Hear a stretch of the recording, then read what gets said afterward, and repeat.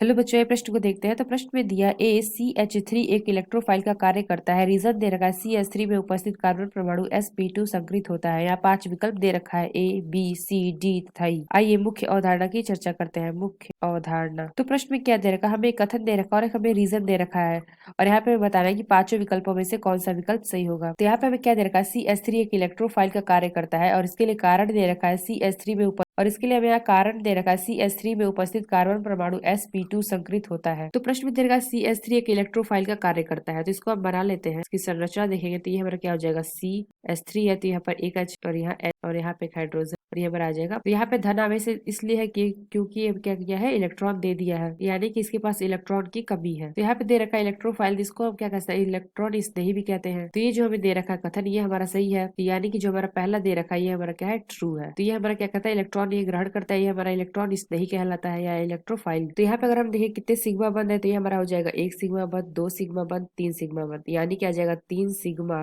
Plus lone pair कितने हैं, lone pair हमारे 0 है, तो ये हो जाएगा 0 लोन पेयर। तो यानी कि हमारा कितना आ जाएगा, इसका संकरण आ जाएगा हमारा sp2। तो हम कह सकते हैं जो हमारा कारण दे रखा है ये भी हमारा सत्य है। तो यहाँ पे अगर हम देखें जो हमारा पहला दे रखा है ACH3 एक इलेक्ट्रोफाइल का कार्य करता है, तो इसके लिए क्या ये कारण सही है कि CH3 में उपस्थित कार्बन परमाणु sp2 संकृत होता है, इसलिए ये हमारा इलेक्ट्रोफाइल की तरह कार्य करता है। तो हम कह सकते हैं कि जो हमारा कारण दे रखा है इसके लिए ये सत्य नहीं है, यानी कि फॉल्स है। पहले के लिए कारण सही नहीं है। तो आइए अपना विकल्प देखते हैं कौन सा विकल्प सही है। तो पहला क्या दे रखा है, both A and R are true and R is the correct explanation of A।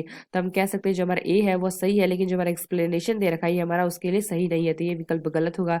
दूसरा क्या दे रखा है, both A and R are true but R is the not correct explanation of A। तो ये हमारा विकल्प सही होगा। A और जो हमारा R है दोनों सही है, लेकिन जो हमारा A के लिए एक्सप्लेनेशन जो दे रखा है ये हमारा गलत है। इसलिए जो B विकल्प होगा ये विकल्प हमारा सही होगा, यानी कि इस प्रश्न का सही उत्तर क्या होगा, ऑप्शन बी। आशा करते हैं आपको समझ में आया होगा। धन्यवाद।